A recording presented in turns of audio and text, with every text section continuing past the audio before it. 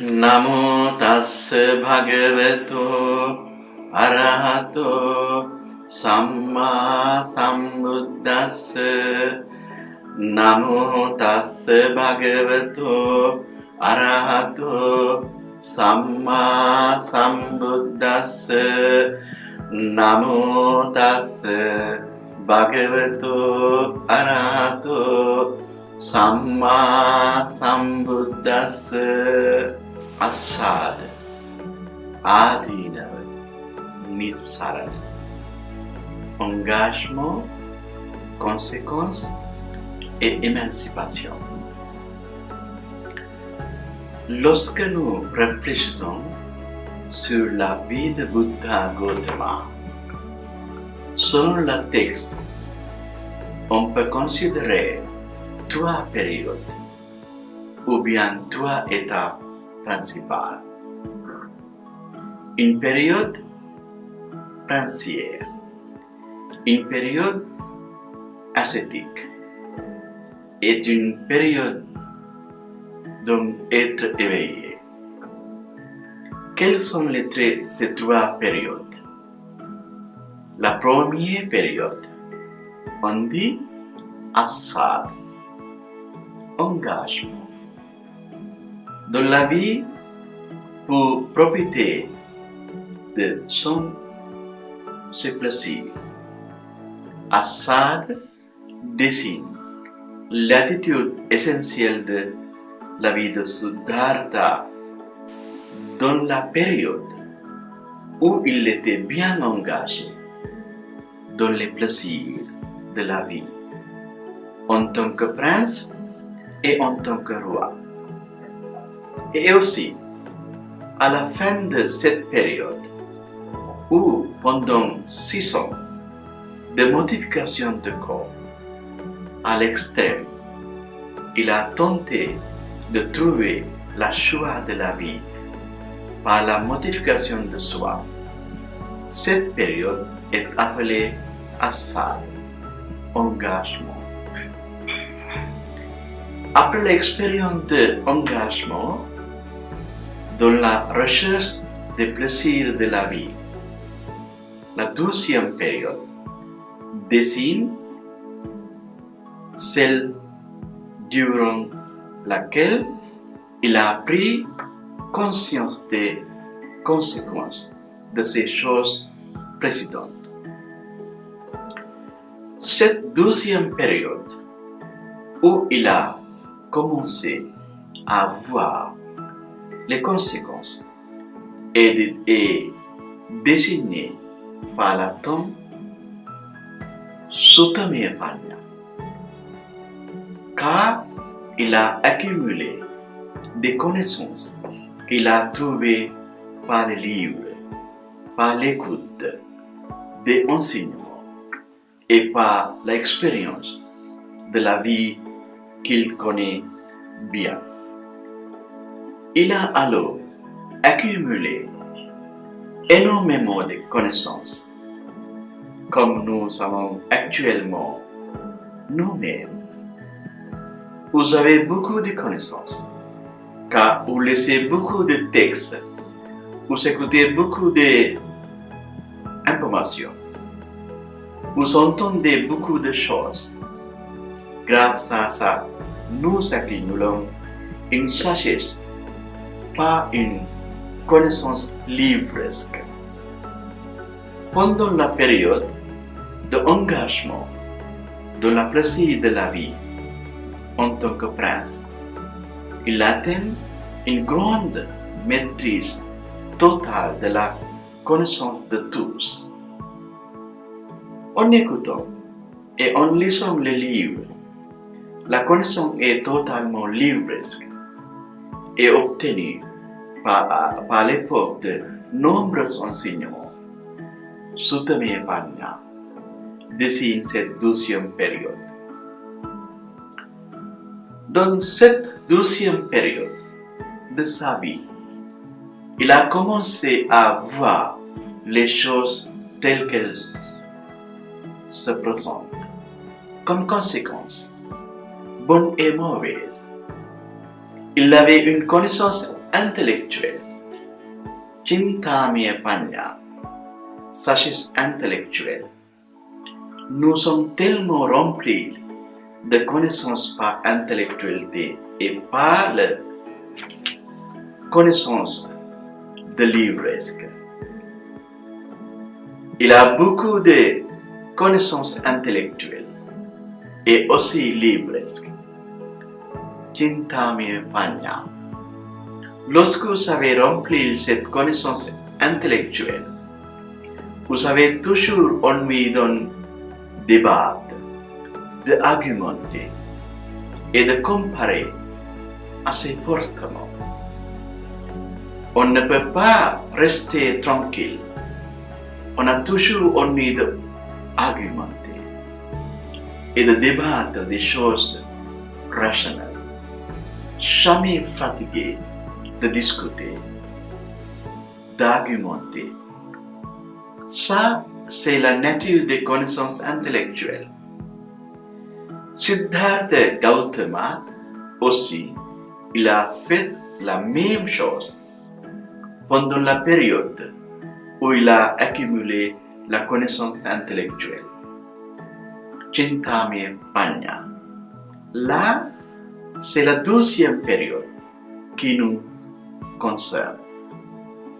La connaissance des concepts au-delà des expériences, il a vécu des choses très compliquées, peut-être.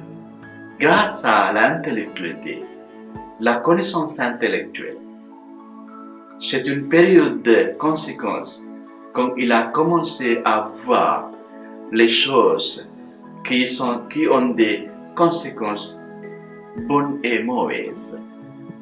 Grâce à ces connaissances intellectuelles, grâce à la 12e période, on dit voir les conséquences. Après cette 12e période, il a eu la possibilité d'aller émanciper les champs, aller au-delà des choses qu'il a expérimentées. On dit la période de Nissarana, émancipation. Ces 3 périodes sont importantes.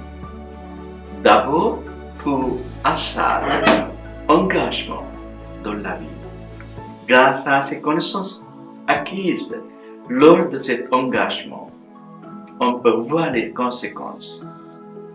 Comme vous avez commencé à voir les causes, les conséquences, bonnes et mauvaises, vous allez naturellement avancer votre faculté intellectuelle dans l'étape de l'émancipation, le 3e, Nissarana. Assad, engagement, Adina, conséquences, et Nissarana, émancipation. Ce sont les 3 périodes. Assad, engagement pour les joies de la vie. Et grâce à ça, vous commencez à voir les conséquences. Lorsque vous voyez les conséquences, voilà, vous êtes qualifié pour aller vers l'émancipation. C'est ce qu'a fait Buddha Gautama en tant que prince et en tant que roi. Avec son illusion, quand il est devenu un être éveillé, avec toute l'expérience qu'il a vécue, il a eu les conséquences.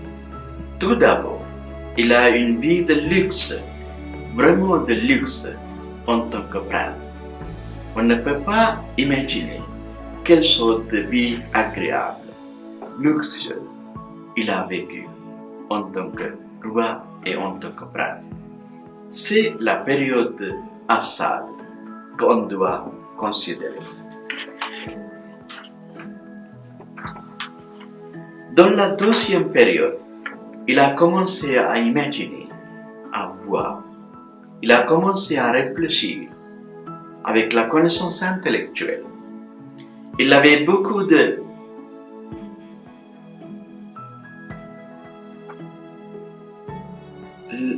lacunes mentales Il a eu beaucoup de débats avec lui-même, avec son esprit, par rapport à sa propre expérience. À l'âge de 35 ans, il a vraiment commencé à émanciper le public. Il a une émancipation totale à l'âge de 35 ans. En tant que personne, ne qui devient un être éveillé. Quand on voit les conséquences, on n'est plus léger, on va oser, on va être qualifié d'être émancipé. Un être qui ose aller vers l'émancipation. Ça fait 3 périodes. Parcours de la vie de Bouddha. Pendant cette période, Assad, il a eu beaucoup de connaissances libres, de sagesse. Libres, pas les livres, pas les études, pas l'académique, pédagogique, pas l'écoute des vies quotidiennes, diverses. Et puis, il a commencé à encore avancer sa connaissance par la connaissance intellectuelle. Il pense beaucoup, il réfléchit beaucoup, il fait beaucoup de choses, débats, pas seulement avec lui-même, mais aussi avec les autres, avec les 5 compagnons qui sont autour de lui. Il a fait beaucoup de connaissances intellectuelles. Avec ça, il a essayé d'analyser les choses, trouver des choses dans le sens rationnel. Nous sommes tous dans ces 2 connaissances. Nous sommes beaucoup dans la conséquence livresque. Nous sommes beaucoup aussi dans la conscience intellectuelle. Ces 2 choses vraiment aussi très importantes. C'est utile, mais quand même, les choses qui sont vraiment primordiales. Lorsque vous avez tellement de connaissances, vous allez toujours commencer à faire des débats, à dire que vous êtes la meilleure, de telle sorte qu'il y a des comparaisons. Vous allez comparer. Il n'y a que des fiertés qui augmentent. On dit mana, fierté. Vous êtes fier de vous parce que vous connaissez beaucoup de choses. Votre tête est remplie. Vous avez une grosse tête, comme Siddhartha dès le début. Vous avez écouté beaucoup de choses. Vous avez rempli votre tête avec la connaissance. Mais il y a vraiment que les fiertés qui augmentent. Mana, sagesse panya, connaissance intellectuelle. Comme toujours, essayez de faire des débats avec les autres. Vous allez toujours analyser les choses. Vous n'êtes pas tranquille. Mais vraiment, on va encore essayer d'aller faire beaucoup de débats avec l'intention d'essayer de se comparer avec les autres. Vous allez toujours penser que vous êtes la meilleure, pas les autres. C'est la nature de la connaissance intellectuelle. Pendant ces 2 périodes, Assad, engagement dans le choix de la vie, et Adina, lorsque vous avez compris les conséquences, vous avez rempli ces 2 connaissances, libres et intellectuelles. Le bouddhisme n'accordait pas beaucoup de place pour ces belles connaissances intellectuelles et livresques. Parce que vous avez rempli la tête, vous avez fait une bonne stockage de la connaissance qui va vous déranger, qui va vous augmenter la fierté, augmenter encore des suies mentales avec des connaissances. Vous n'êtes pas libre, vous êtes toujours engagé dans les plaisirs de la vie. La 3e période, émancipation nécessaire, avec toutes les conséquences de toutes les choses que vous avez vécues, comme expérience directe. Vous avez bien avancé, vous avez bien envie d'aller au-delà pour trouver l'émancipation ou la libération. Nissara. C'est comme ça que Bouddha est devenu un être éveillé. Siddhartha est devenu un être éveillé parce qu'il a vraiment passé ces 3 périodes comme il faut. Alors, cette 3e connaissance dont nous bénéficions aujourd'hui, à notre époque, c'est d'avoir la connaissance expérimentale. Nous on dit Bhavaname Panya. C'est la sagesse que nous trouvons par notre propre pratique, par notre propre expérience. C'est vraiment la connaissance de notre sagesse que nous trouvons avec la pratique, avec l'expérience directe et personnelle. Par investigation directe, comme l'a fait le Bouddha Siddhartha Gautama. Par expérience directe. Ce n'est pas l'expérience que vous trouvez dans la connaissance livresque, ni par l'intellectuel. C'est vraiment votre propre expérience. Bhavaname Panya. La sagesse expérimentale. Lorsque vous arrivez à cet état, d'avoir cette sagesse expérimentale, vous êtes comme une branche d'arbre qui est pleine de fruits, de beaucoup de fruits qui commencent à se coucher vers le sol. Vous allez être beaucoup plus flexible. Vous voyez comme une branche de l'arbre qui a beaucoup de fruits. Elle ne pouvait pas rester en l'air, mais elle va descendre, elle va plier, elle va être humblement courbée. Vous allez commencer à avoir cette qualité d'humilité, d'être humble en tant qu'humain. Vous n'allez pas avoir la fierté. Vous êtes très simple. Vous savez ce que c'est que quelqu'un très simple, flexible et qui a beaucoup d'humilité. Alors, première connaissance, la connaissance intellectuelle et la connaissance livresque qui a pleinement rempli la tête. Il y a beaucoup de stockage de connaissances, c'est vrai, mais il y a toujours une grande fierté.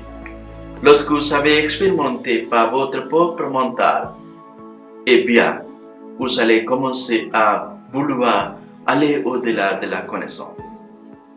Vous êtes quelqu'un de simple, vous êtes quelqu'un d'agréable, vous êtes quelqu'un de bien avec beaucoup de flexibilité. Ça, c'est la différence entre la connaissance livresque, intellectuelle et la connaissance expérimentale. Une grande différence. Vous ne voulez pas vous limiter par des connaissances illusoires. Vous voyez les choses telles qu'elles se présentent. Il n'y a pas de discussion, il n'y a pas de débat, il n'y a pas d'argumentation, il n'y a pas de spéculation mentale. Il n'y a plus de différence entre chaud et froid, entre noir et blanc. Il n'y a pas de différence. Vous allez commencer à voir les choses telles qu'elles se présentent. C'est là vraiment la connaissance de la vision panoramique, de la vision que nous trouvons par la pratique de la inspection profonde, ou vision profonde, vipassana. Ok, c'est ça vraiment que nous devrions faire. Alors Bouddha a vécu tout cela. Et puis c'est comme ça ce qu'il a eu l'émancipation enfin, en tant qu'une personne comme être éveillé, illuminé. C'est ça. C'est très important, ça. Les connaissances livresques, les connaissances intellectuelles, nous sommes beaucoup remplis de ces deux connaissances, de domaines de ces connaissances. Plus vous avez rempli votre tête par la connaissance libre et intellectuelle. Moi, vous avez des sagesse expérimentale. C'est la raison pour laquelle nous sommes encore là pour méditer encore. Ok, alors, il faut que nous essayions vraiment d'approcher de l'attitude de l'arbre dont la branche pleine de fruits est courbée. La troisième période à considérer, la connaissance ou la sagesse que nous trouvons par notre propre expérience, comme Bouddha a vécu dans son parcours. C'est très important, où il n'y a pas de fierté, où il n'y a pas d'autre souillure mentale, où vous êtes quelqu'un de simple, agréable, vous êtes beau et bon, vous avez beaucoup de flexibilité, vous allez être tel quel avec toutes les connaissances.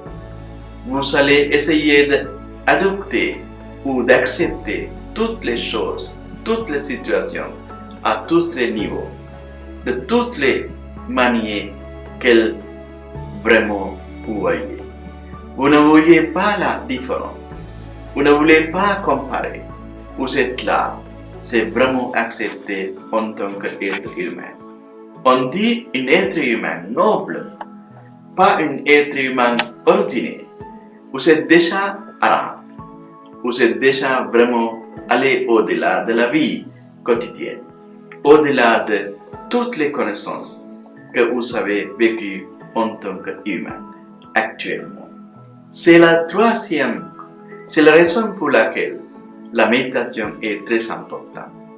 C'est seulement par la pratique que vous pouvez expérimenter cette troisième sagesse très importante qui va au-delà du niveau de notre expérience ordinaire et personnelle. La sagesse expérimentale ou sagesse de propre connaissance que nous ne trouvons pas autrement que par la pratique de la méditation, comme l'expérience directe qu'a pu faire comme Bouddha. Si vous n'avez pas vécu l'expérience d'enseignement, engagement, assad, vous ne pourriez pas voir les conséquences, a dit. Et si vous n'avez pas vu les conséquences, c'est évident, vous ne pourriez pas émanciper, aller vers la Nissarana.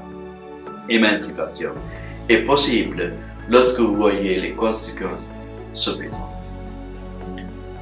Ainsi, il y a trois sortes d'expériences: engagement, conséquence et émancipation. Tout d'abord, assad, engagement dans la plaisir de la vie. La première étape, adina les conséquences, compréhension des conséquences. Et la troisième étape, la plus avancée et la plus importante. On s'est émancipé, émancipation, comme dans cette période-là. On doit aussi expérimenter toutes les trois connaissances, les trois sagesses. Tout d'abord, essayez la sagesse l'ivresse, sagesse intellectuelle, sagesse expérimentale.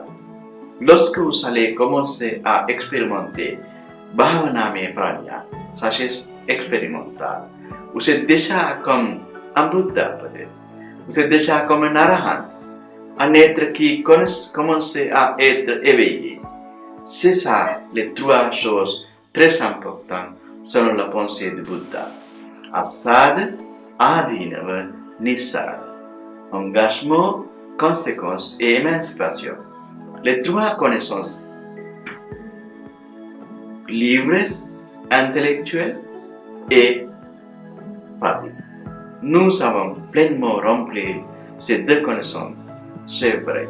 Intellectuellement, vous êtes encore en train d'essayer d'analyser les choses, de faire des débats. Il y a beaucoup de désagréments mentaux. On a toujours envie de provoquer et montrer quelque chose parce qu'on est la meilleure que les autres. C'est la conséquence que nous voulons vraiment être quelque chose. Il y a une grande fierté en nous et au-delà de nous, en nous par rapport à notre connaissance, par rapport à nous, parce que nous existons donc chez une comme fierté. Mais la troisième connaissance, et la plus importante, c'est la connaissance expérimentale. Lorsque vous commencez à expérimenter avec les pratiques, vous allez commencer là à approcher vraiment de la vraie nature. Vous êtes quelqu'un comme une autre, ou quelque chose comme un objet qui accepte tout, les brûlures, la soleil et toutes les conséquences que vous avez expérimentées.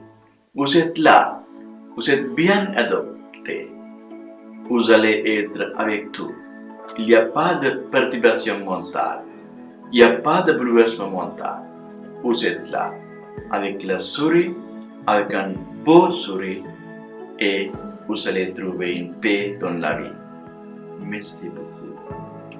Bhante Dhammika, Centre Bouddhiste International de Genève.